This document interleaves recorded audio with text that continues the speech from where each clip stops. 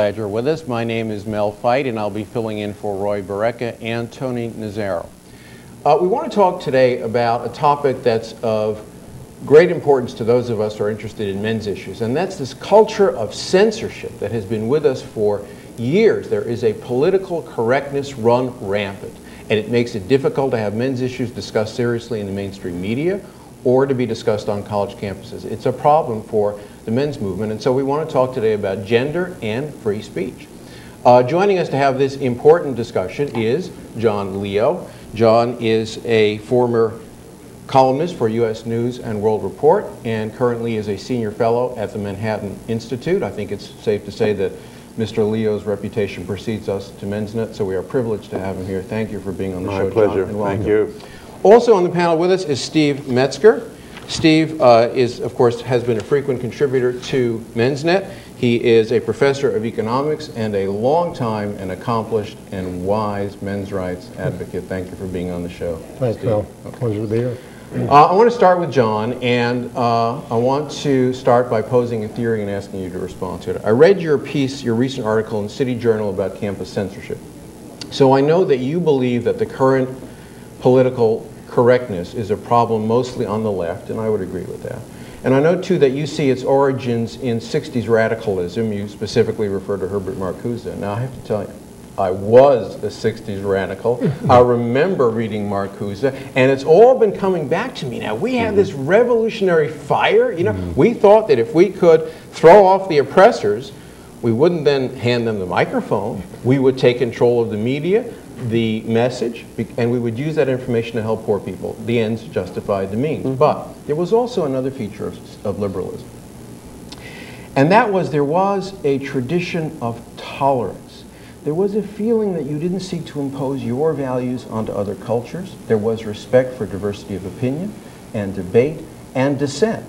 I think the left was energized by the free speech movement in the 60s. So when a political movement that so embraces free expression turns its back on that and turns to censorship, you have to ask why. And here's my theory, and I'd like your response. Speaking as a liberal still, I think the left got sick. I think it was infected. I think it was infected by a kind of victim philosophy. That philosophy, I think, came mostly out of the women's movement, and it went like this. In a patriarchy where women are the victims oppressed by men, if a man so much as disagrees with a feminist woman, that act represents the oppressor confronting his victim. Disagreement is a form of oppression. Disagreement is per se abusive behavior. And it's that idea, disagreement as abuse, that's what needed to be silenced, what had to be condemned, and I think that infected the left and is responsible for the PC culture, and I'd like to hear your response to my little theory. Well, I think you're dead right. That if you reduce Marcuse to one sentence, it means that we're living under oppression and the oppressors have no rights at all. They should not be allowed to speak. And the two issues of the 60s, the group that now runs the campuses, were the war in Vietnam and race. And both were rather obvious issues, in my opinion, that we probably shouldn't have been in Vietnam, and we should have had racial justice much earlier. And when you have simple issues, at least the left thought they were simple, what you have is a right and wrong culture, that those on the left who wanted racial peace and no war began to think anybody who disagreed with them was a fool or an oppressor. So you had not only French theory coming in, but you had German theory. You had the fact that those two issues really didn't call for very much debate, in the opinion of the left. And those people running the campus now, they just discovered that you get a lot of moral weight and edge if you have grievances and you can put them in moral tones. I'd like you to be specific, but I want to ask one question. Do you think that the campus officials who are presiding over this political correctness understand that what they're doing is antithetical to the principles of the university? No, I don't think they get it at all. Give us an example of what's going on. Well, lay it out for us with some examples. The current debate over the Minutemen at Columbia. Lee Bollinger, allegedly a First Amendment scholar, doesn't understand what happened on his own campus. You know, people stormed the podium, silenced the Minutemen speakers, and they never were heard. Bollinger took 89 days to make up his mind, announced it on Christmas Eve so that no one will know about it, that the students were going to be punished. Their names were not mentioned, and they got a slap on the wrist, and the slap will be removed from their record later. So he didn't take it seriously. No one invited the Minutemen back to make it up to them.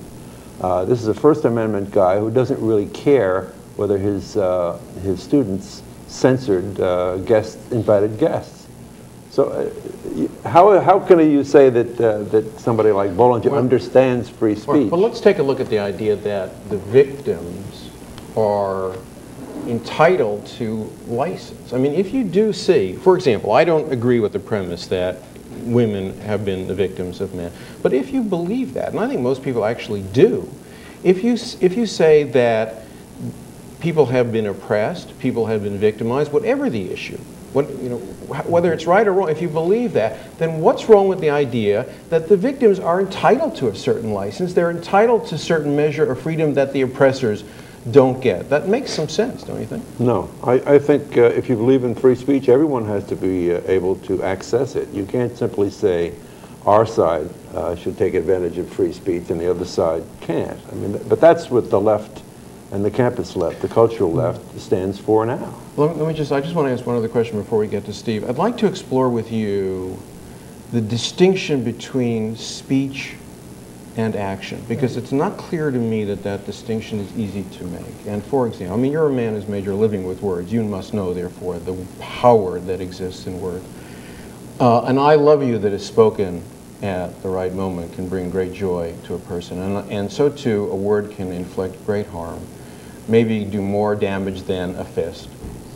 And, it seems to me that if there's intent to hurt, if there's intent to create a hostile environment, particularly on a campus where people will not feel free to learn, if speech is intended to hurt, why can it not be seen as conduct and therefore regulated in the same way we regulate conduct?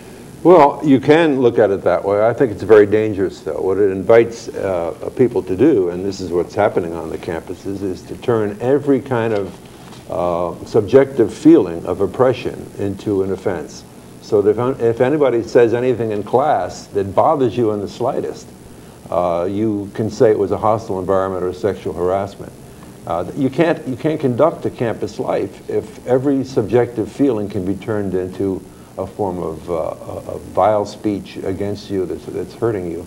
I think that's what the campus is now. So the price to be paid for a free speech environment is people may be offended.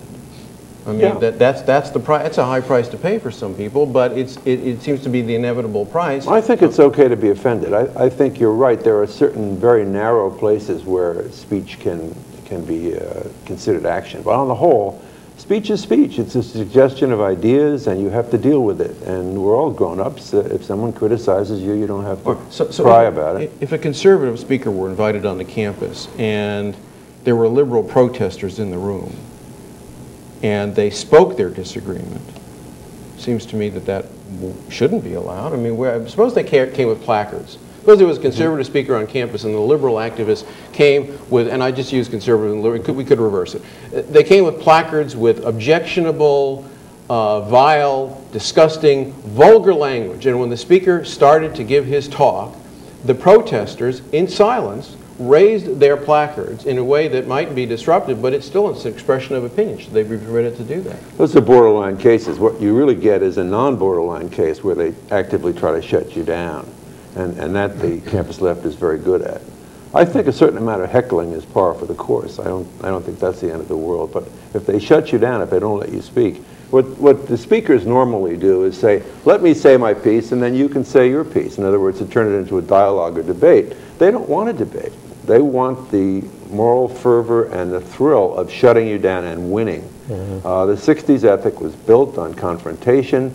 They'll never get over it. They want confrontation. They want the good guys versus the bad guys. And there is no debate. I mean, the campus